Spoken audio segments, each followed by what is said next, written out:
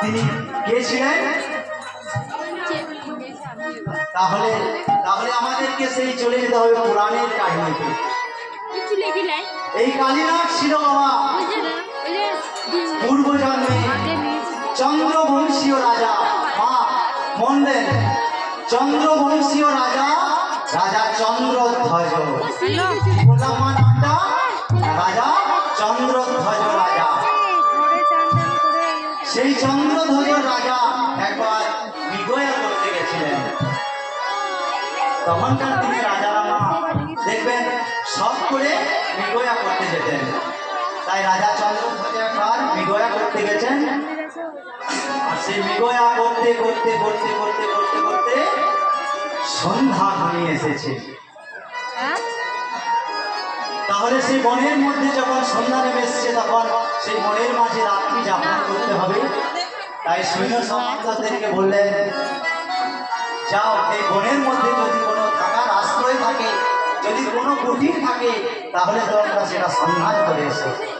তাই সেই রাজা আজ্ঞা মতো সৈন্য সামন্ত দিয়ে সেই কুটিরে একজন দেখতে পেলেন একটা ছোট্ট কুটির।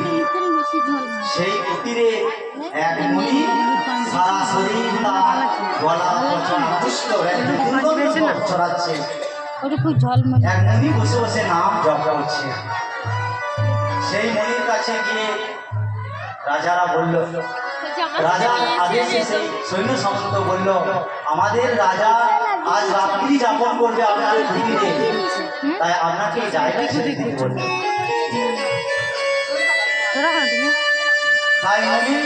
তাই মুনি কর্ণপাত করলেন না, তাদের কথায় মুনি ধ্যানস্থ ছিলেন। তখন সৈন্য সামন্ত রাজার কাছে গিয়ে সমস্ত বৃত্তান্ত বললেন। রাজা বললেন, ঠিক আছে, আমি এই রাজ্যের রাজা, আমার কথা অমান্য। তোমরা যাও, ওই দুর্গন্ধ গলিত পচিত কুষ্ঠ ব্যাধিগ্রস্ত ওই মুনির কাছে আমি রাত্রি যাপন করতে পারবো না। তোমরা তাকে ওই আশ্রম থেকে, ওই কুটির থেকে ধরে ছুঁড়ে ফেলে যাও, সেখানে আমি রাত্রি যাপন করব।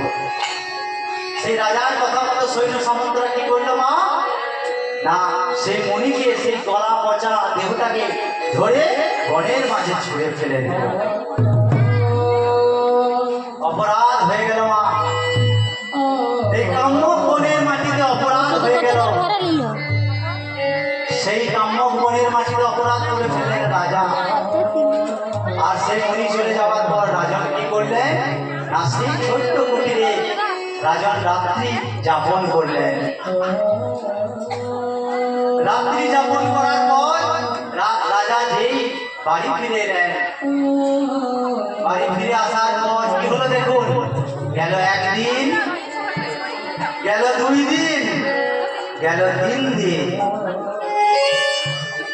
3 দিন পরে রাজা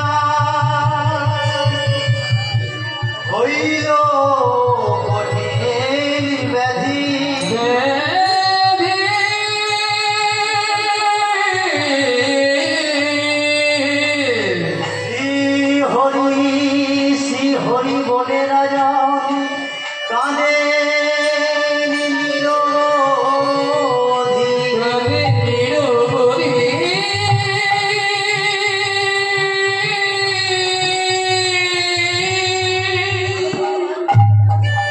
শ্রী হরি বলে রাজা কাঁদে কঠিন ব্যাধি, স্থূল ব্যাধি, অম্বশূল যেটাকে বলা হয়, সেই পেটের যন্ত্রণায় রাজা ছটফট ছটফট করতে লাগলেন।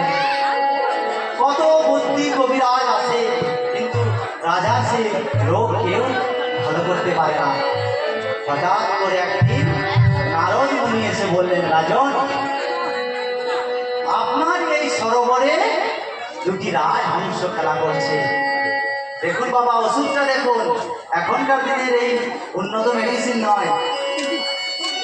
নারদ মুনি বললেন, আপনার এই সরোবরে রাজহংস খেলা করছে, সেই রাজহংসকে ধরে এনে তাকে কেটে যদি তার পিত্ত ভক্ষণ করতে পারেন, তাহলে আপনার এই কঠিন স্থূল যন্ত্রণা ভালো হয়ে যাবে। তাই রাজা সেই সৈন্য সামন্ত পাঠিয়ে যেই না রাজহংসকে ধরে এনে কাটতে যাবে, অগ্নি রাজহংস মানবী রূপ ধারণ করল। মানবী রূপ ধারণ করে বলল, রাজন, একেই তো আমি কাম্যক বনে মুনি অগস্ত্যের কাছে, অগস্ত্য মুনির কাছে অপরাধ করেছেন, আবার আমাকে কেটে আপনি আবার দ্বিতীয়বার অপরাধ করতে যাচ্ছেন।